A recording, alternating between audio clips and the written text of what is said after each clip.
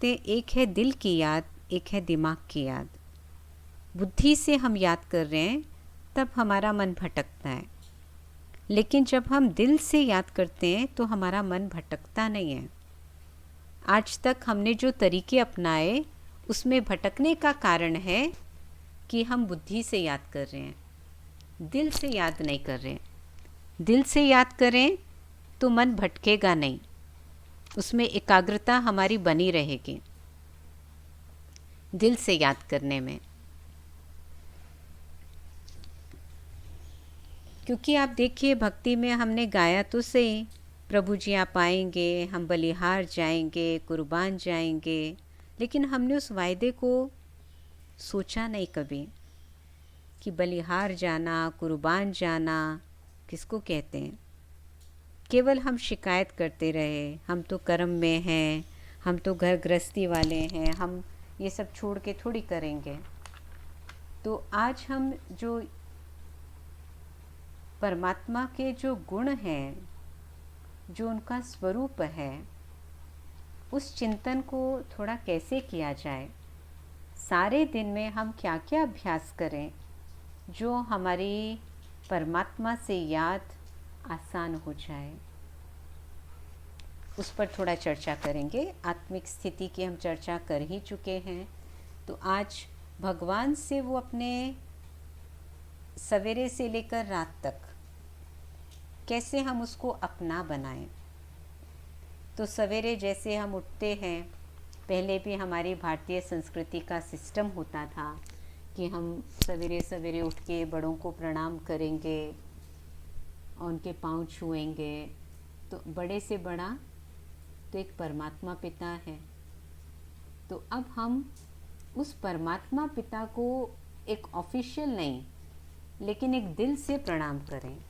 उठते ही उनको प्यार से बाबा कहना चाहें तो बाबा भी कह सकते हैं। भक्ति में एक शिव ही हैं जिनको भोले बाबा कहा जाता है। बाबा मना पिता, एक हो गए हमारे शरीर के पिता, और एक शिव को ही बाबा कहते हैं। आपने देखा होगा भक्ति में किसी भी देवी देवताओं के लिए कभी बाबा नहीं कहते। राम बाबा, कृष्ण बाबा, हनुमान बाबा, गणेश बाबा नहीं कहते। बाबा मना पिता। इवन क्राइस्ट, बुद्धा, किसी के लिए बाबा शब्द यूज़ नहीं करते।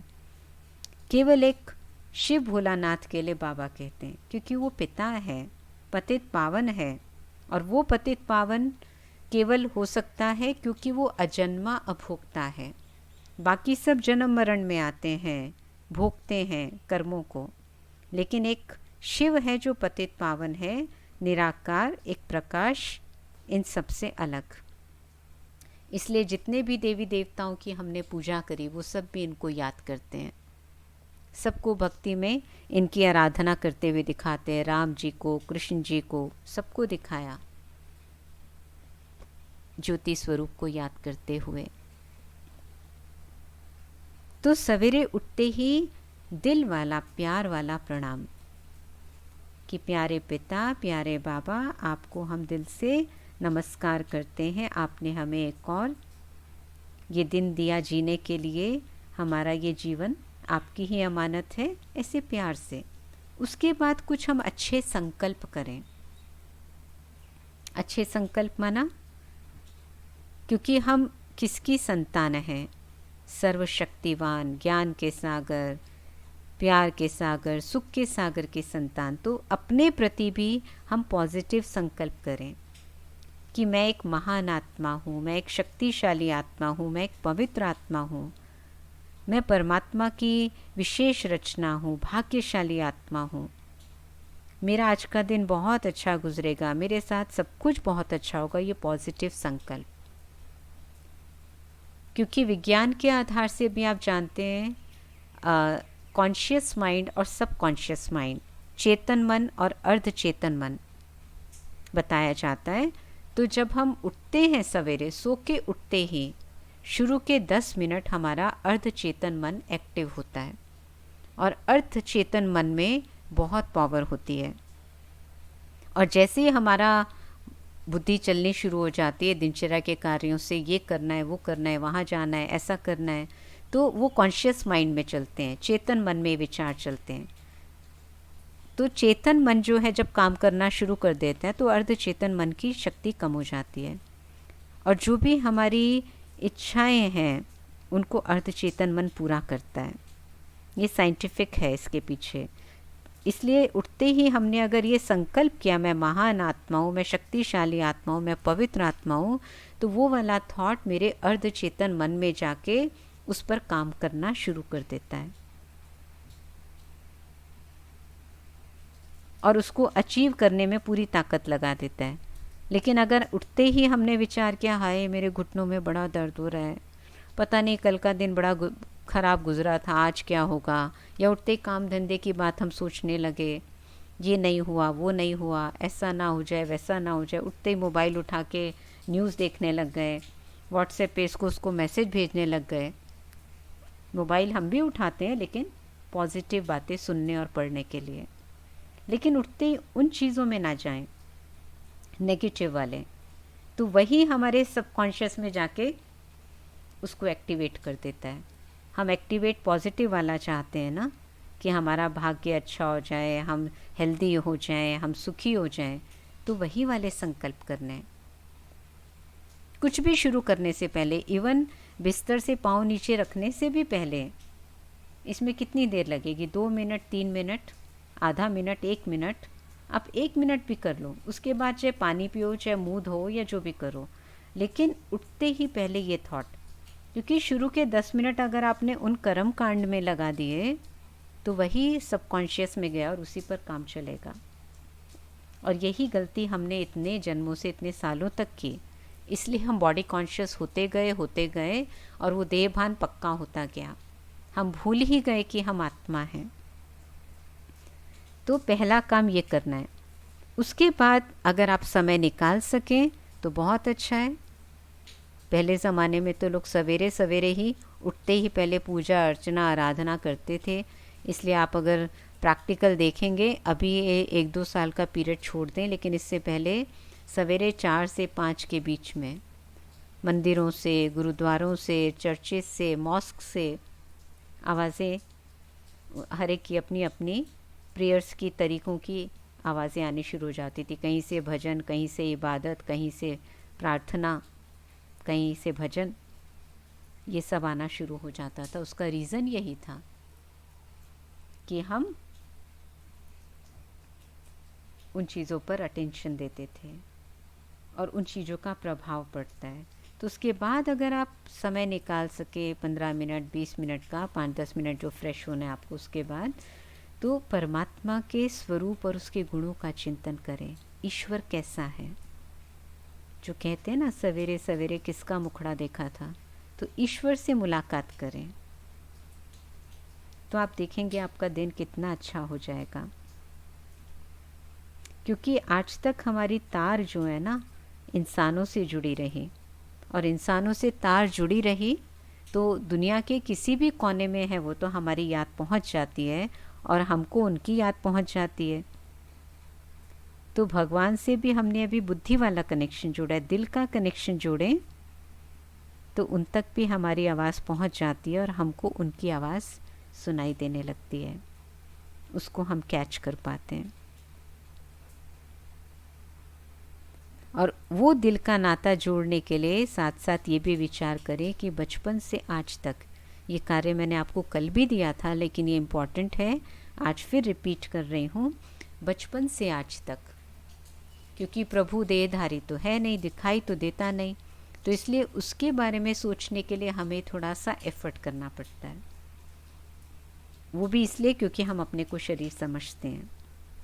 बचपन से आज तक बहुत सारे ऐसे, एक नहीं बहुत ऐसे मौके आए होंगे जब परमात्मा ने आपको मदद की होगी, चाहे हम उनको पहचानते नहीं थे, कोई राम के रूप में, कोई कृष्ण के रूप में, कोई क्राइस्ट के रूप में, कोई हनुमान के रूप में उनको याद करते थे या हैं, या देवी माँ के रूप में, लेकिन उनकी मदद का एहसास किया, चाहे उन्होंने डायरेक्ट की हो, चाहे किसी इंसान के द्वारा मदद दिलवाई हो।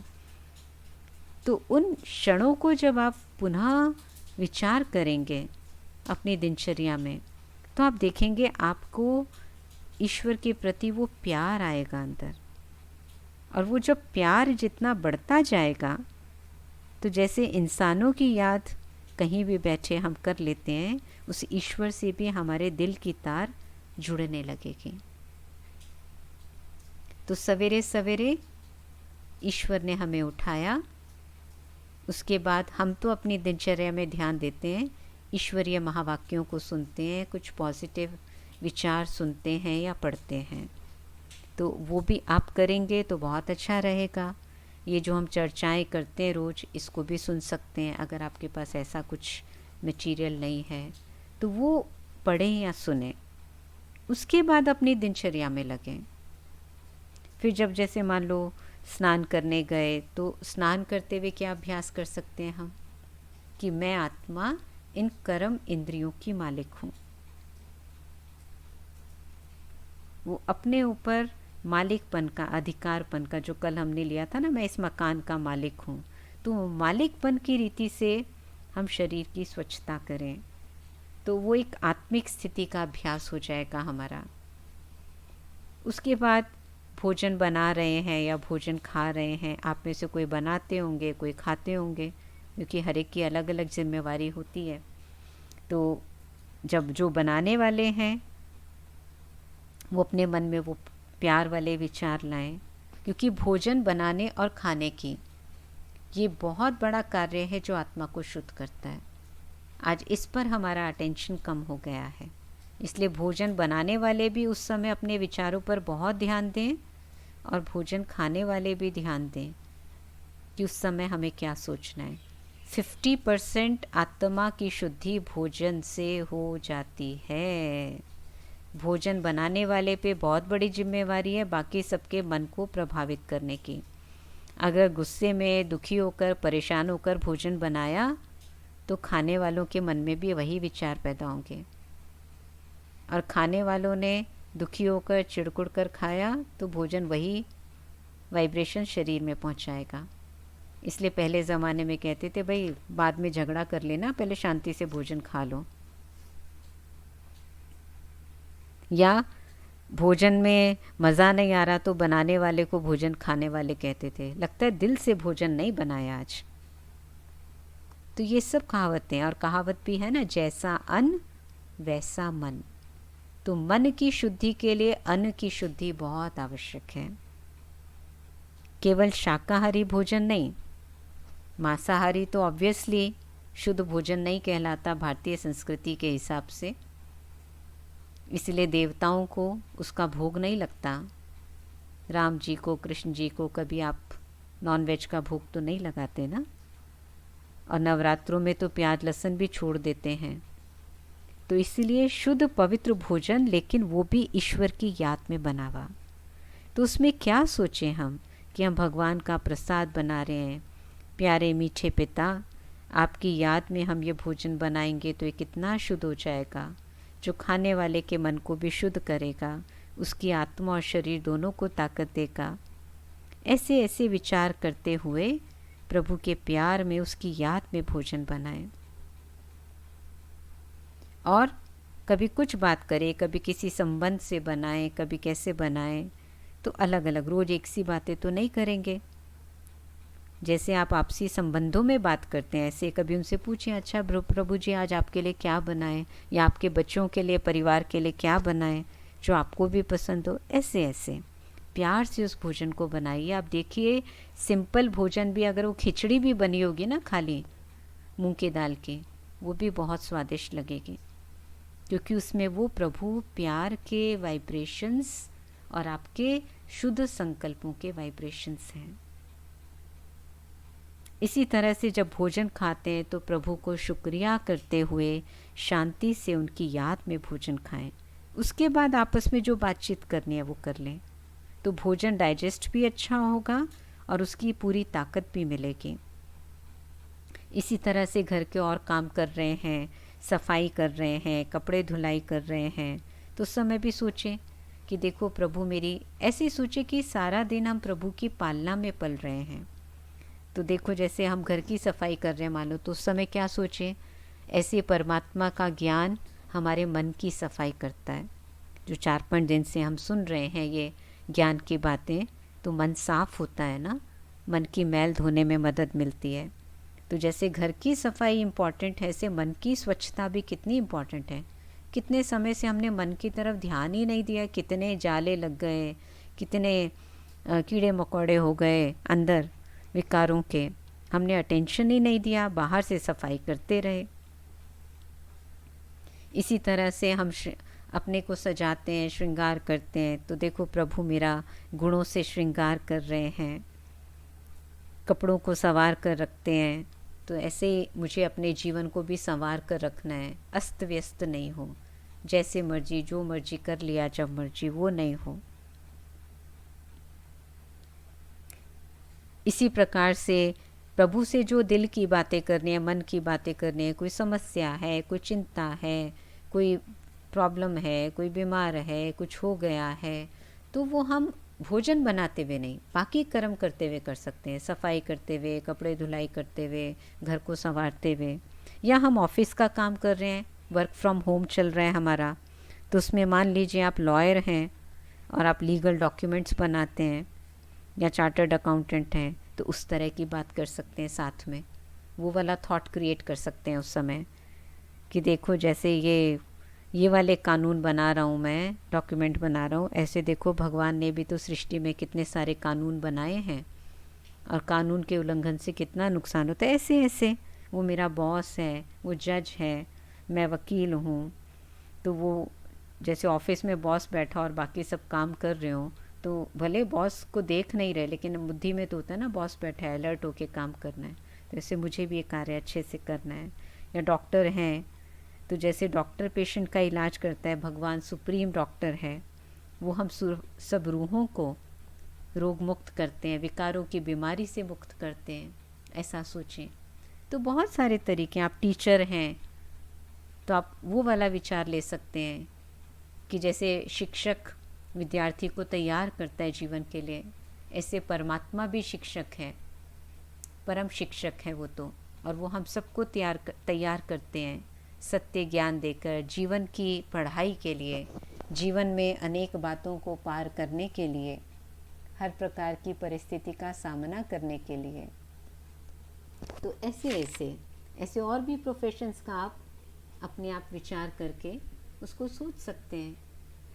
तो ऐसे सोचिए कि सारा दिन जैसे कि हम प्रभु की पालना में पल रहे हैं, वो हमें उठा रहा है सवेरे, वो हमें पढ़ा रहा है, वो हमें खिला रहा है, वो हमें परिस्थितियों के समय साथ दे रहा है, शक्ति भर रहा है हमारे अंदर, और जब सोने जाते हैं तो सब कुछ उसको सौंप कर फिर सोएं, अर्पण करके। जो भी चिंता, जो भी दुख, जो भी परेशानी, जो भी अच्छा हुआ, खराब हुआ, सारा चार्ट 5 मिनट 10 मिनट में मन ही मन उनको बता के फिर लाइट होकर उनकी गोद में जाके सो जाएं। आत्मा को भी तो विश्राम देना है ना, शरीर को तो आपने बिस्तर पर लिटाया, आत्मा को भी परम धाम में शिव बाबा के पास एक शांति की स्थिति में की गोद में सुला दें। तो फिर आप देखेंगे नेक्स्ट डे आप कितना फ्रेश उठेंगे। जो हम कई बार कहते हैं ना 8 घंटा 10 घंटा सोने के बाद भी कि थका थका लग रहे हैं, थके थके हो रहे हैं, उसका रीज़न होता है कि हमने प्रॉपर रेस्ट नहीं किया होता, मन को रेस्ट नहीं मिला होता। तन को तो रेस्ट मिल गया होता है, लेकिन मन फ्रेश नहीं होता, और कितने दिनों तक, महीनों तक, सालों का बोझ वो मन में भरा पड़ा होता है, वो रोज का हम क्लियर नहीं करते। तो फिर नेक्स्ट डे पहले दिन का बोझ, उससे पहले दिन का बोझ, उससे पहले दिन का बोझ, तो वो बोझ वाला ही चलता रहता है। जैसे आपने देखा है छोटे बच्चे होते हैं ना 7-8 साल के, जो प्राइमरी स्कूल के लेवल तक होते हैं, स्कूल में जो भी हुआ, किसी ने धक्का दिया उनको, किसी ने उनका टिफ़िन गिरा दिया, टीचर ने गुड दिया, उसके फ्रेंड ने उसको अपना भोजन शेयर कर लिया, तो पॉजिटिव जो हुआ, नेगेटिव जो हुआ, सब शेयर करके लाइट हो जाते हैं। तो ऐसे जो अच्छा हुआ दिन भर में, जो खराब हो, सब ईश्वर को बताकर हल्के होकर उनकी याद में फिर नेक्स्ट डे फ्रेशनेस से शुरू करें अपनी दिनचर्या। तो आप देखेंगे कितनी चीज़ों में हम कितना रिलैक्स हो जाते हैं ये थोड़ा सा करने से।